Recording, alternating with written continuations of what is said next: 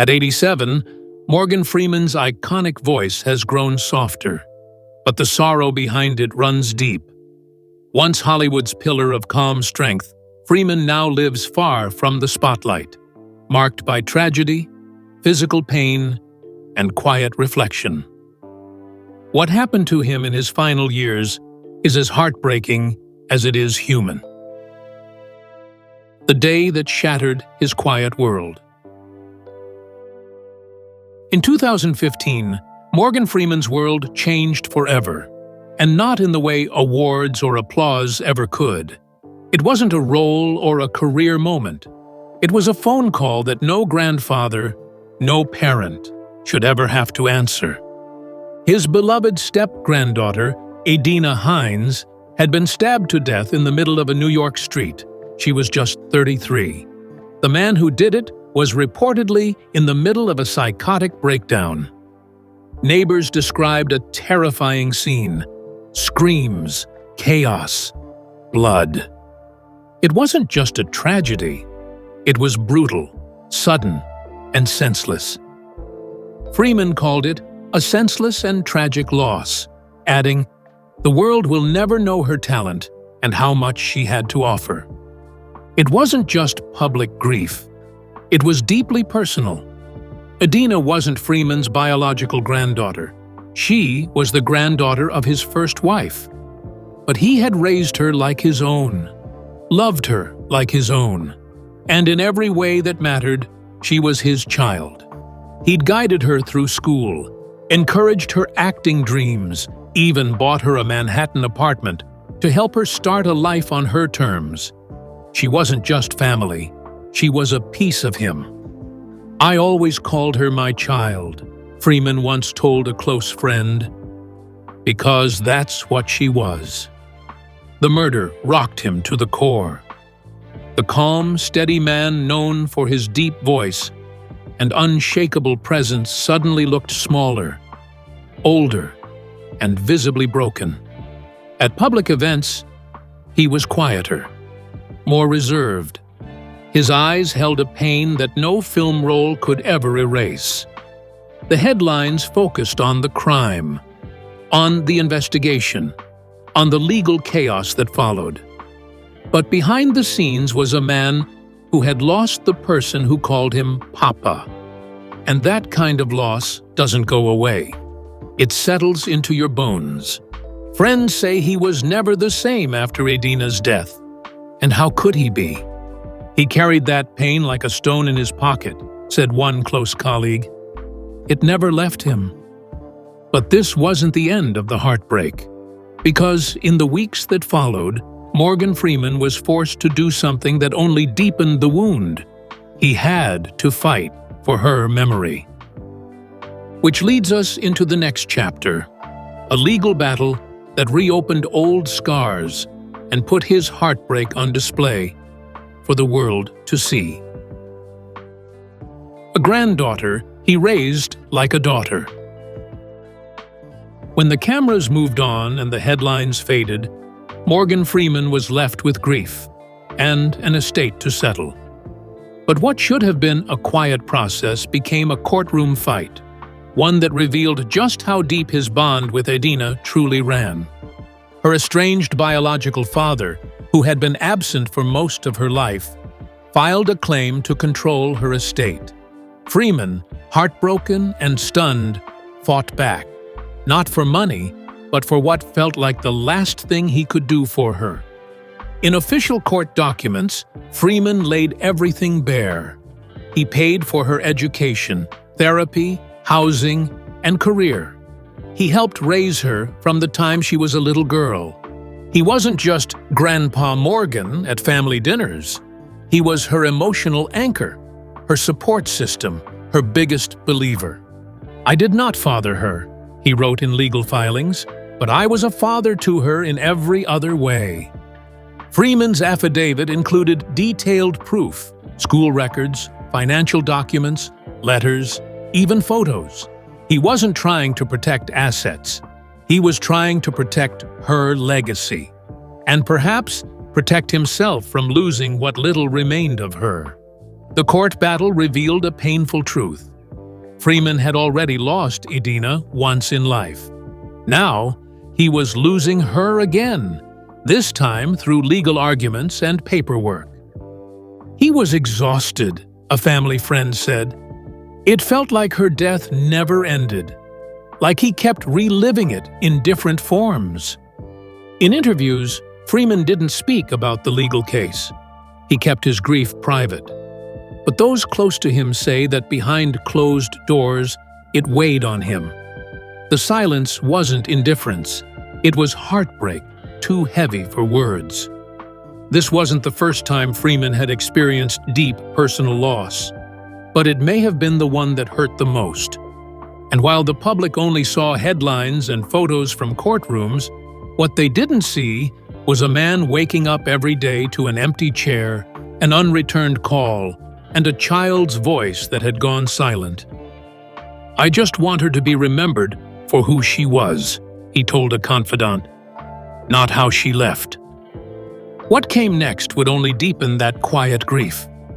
Because while the world continued to see Morgan Freeman as the voice of calm, the next chapter would reveal how much pain he was carrying behind the curtain and how it was starting to show.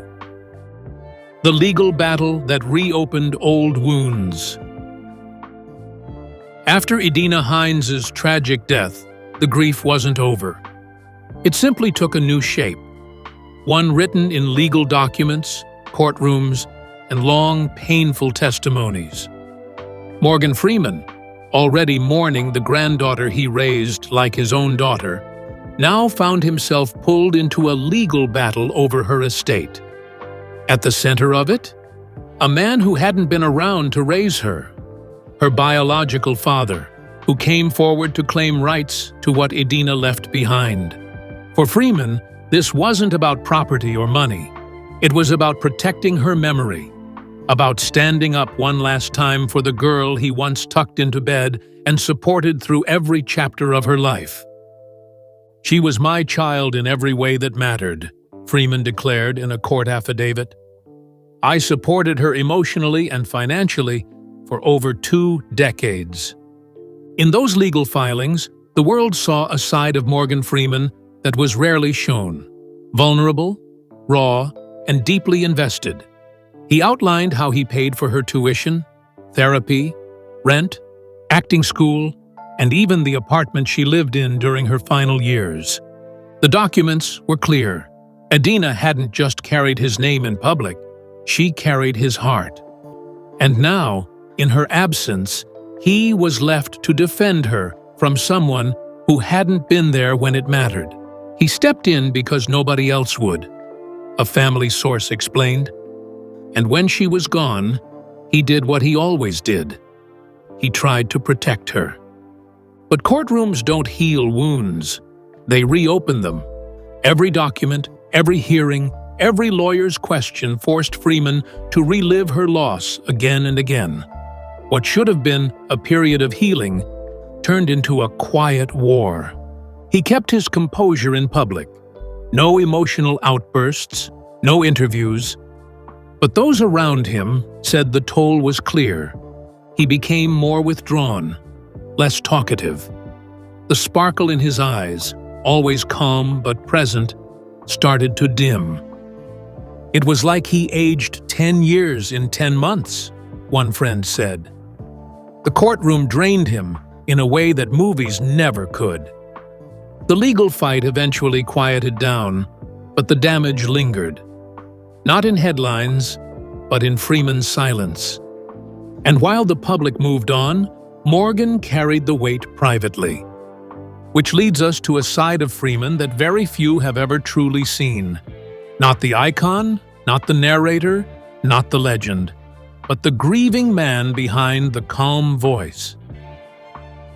The public image versus the private pain. Morgan Freeman has always been calm, composed, almost mythical. His voice, warm, deep, godlike, has narrated some of the world's most powerful stories. On screen, he's played presidents, prophets, and philosophers, a symbol of wisdom, clarity, and control. But behind that iconic voice was a man slowly breaking. After Edina's death, those close to him said something shifted. The change wasn't loud, it was subtle. A longer pause before answering a question. A glance out the window that lasted a little too long.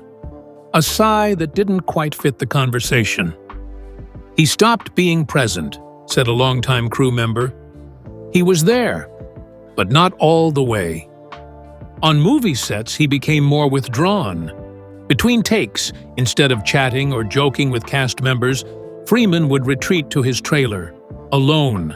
Some days, he'd stay in there even after the director yelled, "Cut," lost in thought or wrapped in quiet solitude. People close to him noticed he often kept a photo of Edina tucked in his jacket. Sometimes, he'd take it out and just stare.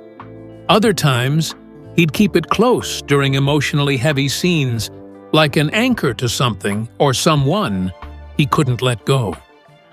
He carried her with him, literally and emotionally, one assistant shared. It was like he needed her there to get through the day. Even his performances changed. Roles that once had energy and warmth now carried more weight. His eyes were heavier, his voice a little slower. His presence, though still powerful, began to feel like a man processing something deeper. He didn't speak openly about the pain, not in interviews, not at award shows.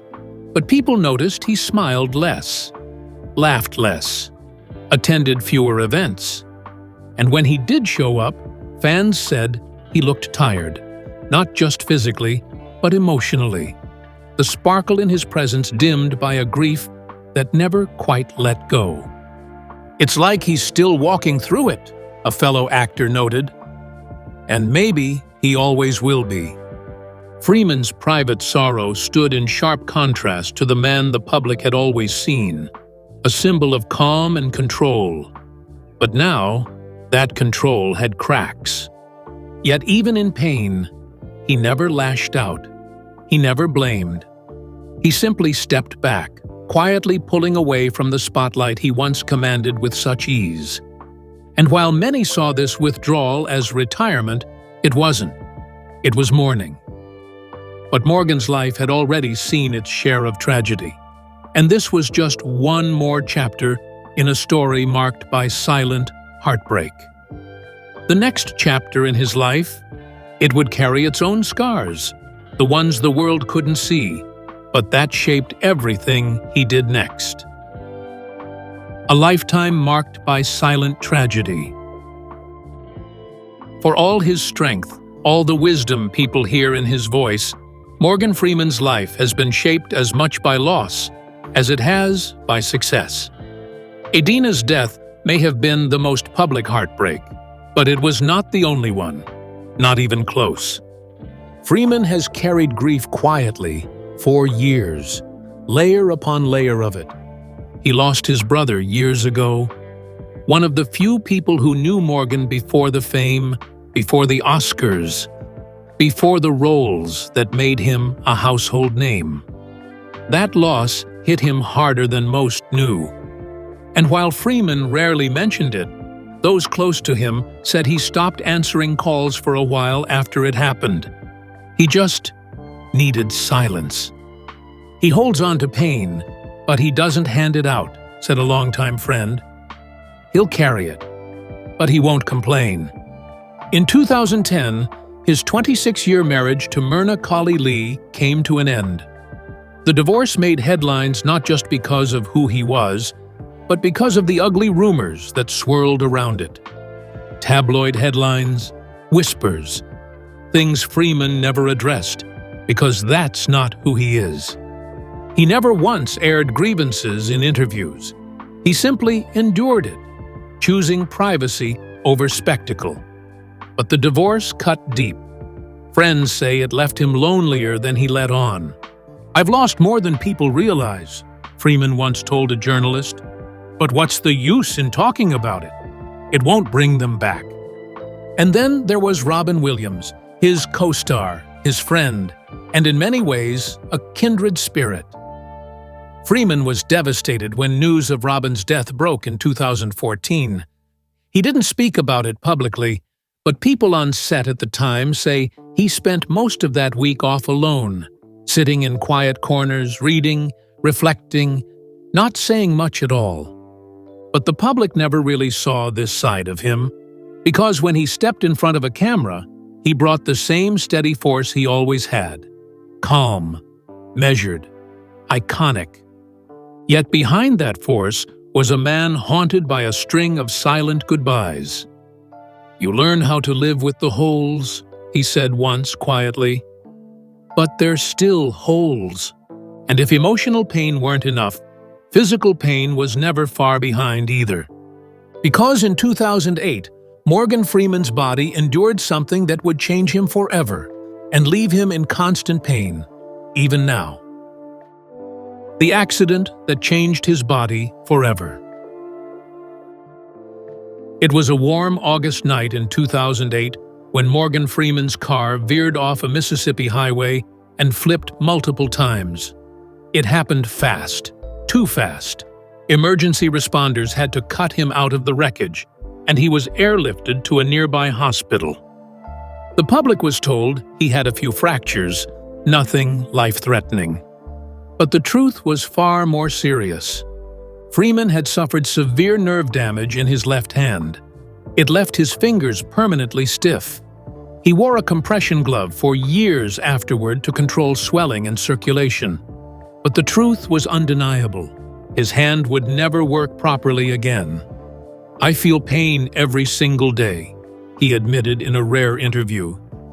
"There are moments when it's unbearable." For most, such an injury would be a reason to slow down, to stop, but not Morgan Freeman. He continued acting, continued working, continued carrying scenes, scripts, and characters with that same deep intensity. But behind every role, every appearance, there was a man masking chronic pain. He never made it a public cause, never used it to gain sympathy. But his team noticed the small changes. More breaks on set, more shifting in chairs, moments when he'd cradle his hand gently between takes, trying to keep the pain at bay. And perhaps the most heartbreaking part, he had to give up sailing, the one hobby that once gave him peace. Freeman loved the ocean, the stillness of the waves, the independence of it. Sailing was where he could be quiet without being alone. But with his hand no longer strong enough to grip ropes or steer in difficult winds, he quietly stepped away from it. Losing that freedom, a friend said, hurt him more than the accident itself. Even today, when he appears in public, Freeman is often seen with that glove. Most people don't think twice about it. But those who know the story understand. It's a symbol of everything he's endured and never complained about. He never let the pain define him, but it did shape him. And as he began stepping back from the spotlight, that injury, combined with years of emotional loss, would become one more quiet reason for his fading public presence. "I've been through storms," he once said. "You just don't always see them." And now, as the world begins to notice his slower step and gentler voice, the question becomes louder. Has Morgan Freeman chosen to fade from the spotlight, or has sorrow simply dimmed it for him? Fading from the spotlight. By choice or by sorrow? In recent years, fans have noticed a change in Morgan Freeman, and not just in the roles he plays. He's been appearing less frequently on screen, skipping premieres, passing on interviews, and when he does show up, there's something different. His walk is slower, his posture more fragile, his eyes quieter. The voice is still there, that unmistakable, rich, soulful sound that once narrated gods and galaxies. But behind it now is a kind of weariness that wasn't there before. A heaviness that feels like it's been carried a long time. He's not the same Morgan, a producer who worked with him in the early 2000s, said, "He's softer now, still powerful, but softer, sadder." Insiders say Freeman has been slowly retreating from Hollywood, not with a big farewell, not with headlines, but with silence. He's turned down several high-profile roles in recent years, big projects, big money, and he said no to all of them. Why? Some say it's age, others say it's pain, but those closest to him believe it's deeper than that. After Edina died, something shut down in him, a longtime friend shared. He didn't say he was quitting, he just stopped showing up. Freeman now spends most of his time on his ranch in Mississippi, far from studios, far from awards shows. Just acres of quiet land, a handful of close friends, and a small circle of family. He tends to his garden, reads, listens to music, sits on his porch for hours without speaking. And while fans assume he's simply enjoying retirement, those who know him say this is more than peace. It's grief turned inward. He doesn't need the spotlight anymore, said a former co-star. He just wants to be left alone with his thoughts and his memories. His last few roles were markedly different. No longer the commanding god or the unstoppable genius. Instead, Freeman has chosen characters that reflect where he is in life.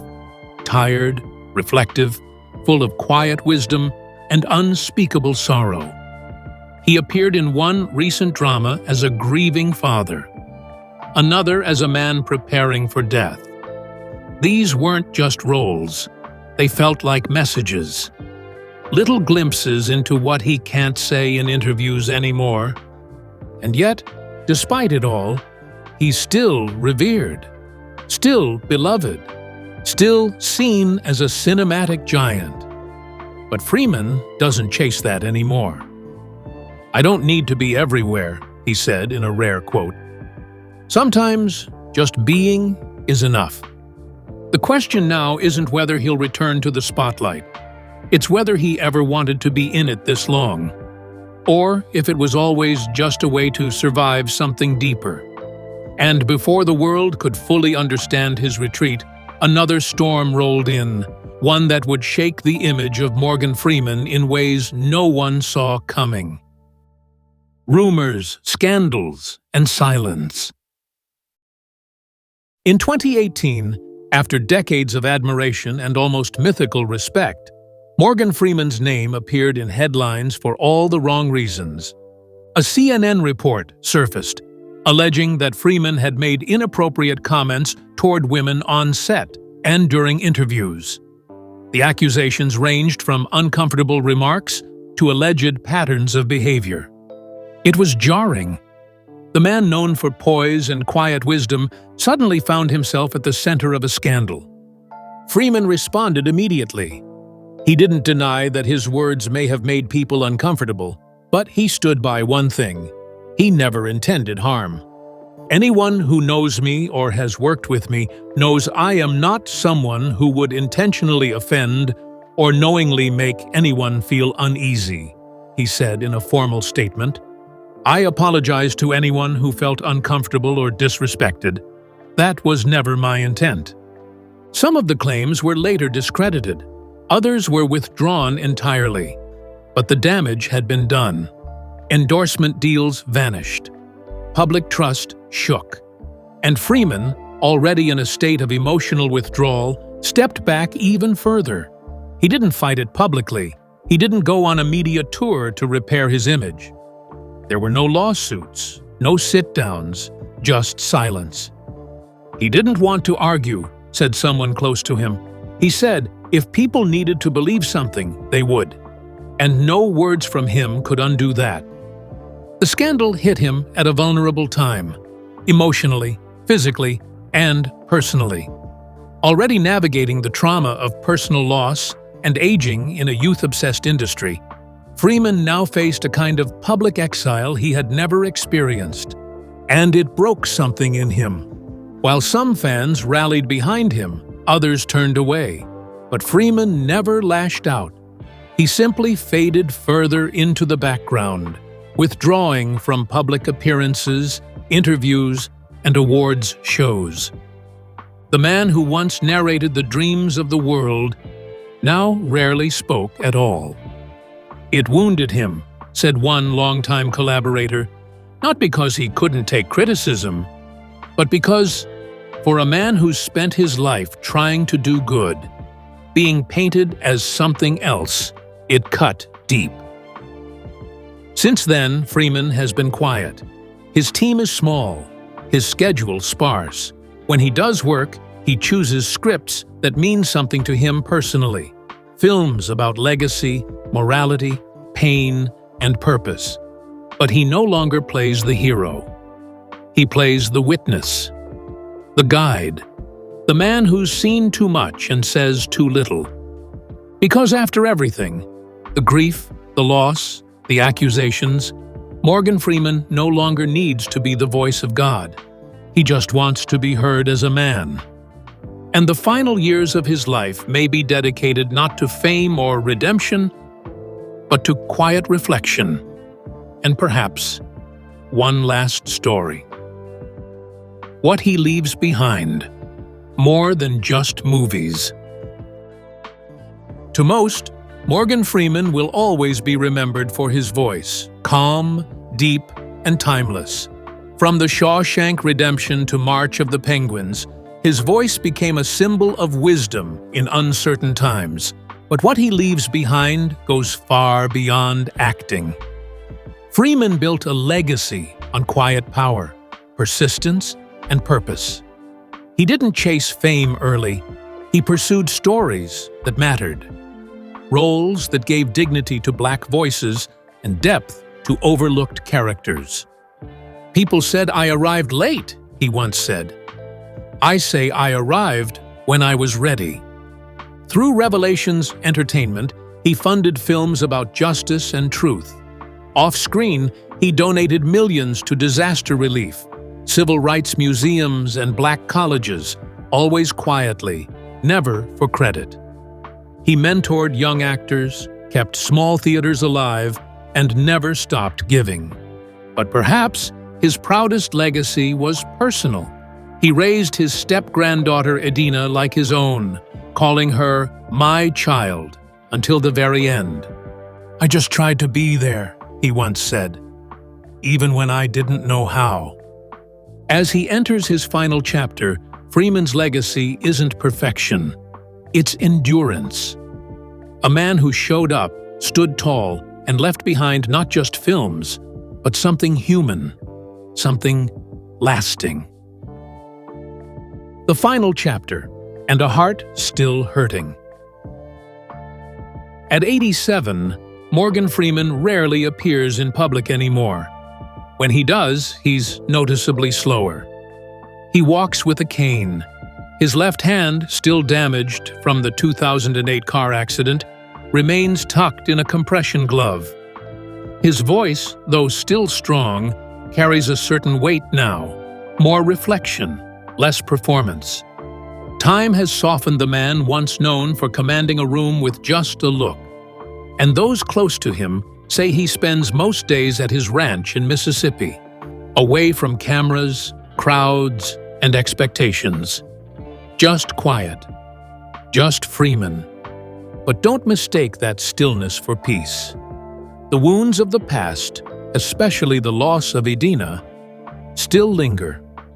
Her photo remains on his desk.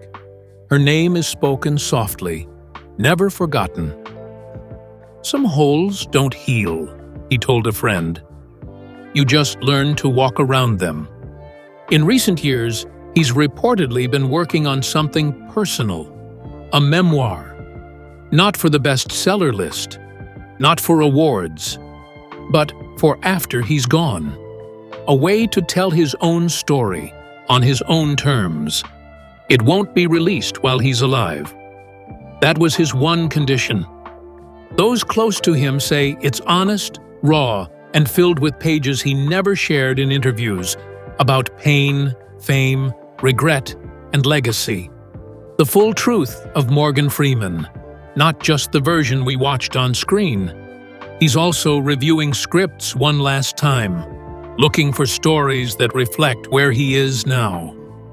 Roles about letting go, looking back, saying goodbye. No explosions, no heroes, just truth. He said he wants his final role to feel like real life, a close friend shared. No acting, just him. That desire says everything. Freeman isn't trying to go out big. He's trying to go out honestly.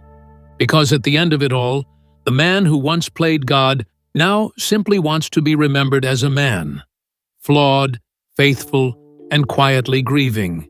No dramatic farewell tour, no final press run. Just a man walking toward the sunset, leaving behind a voice that shaped generations, and a heart that never stopped hurting, but never stopped loving either. And maybe that's the truest story of all. As the world watches Freeman fade gently from view, what remains is not just a legendary career, but a life shaped by loss, love, and resilience. His final days may be quiet, but his impact echoes loudly. In Grief and Grace, Morgan Freeman continues to remind us what it means to endure.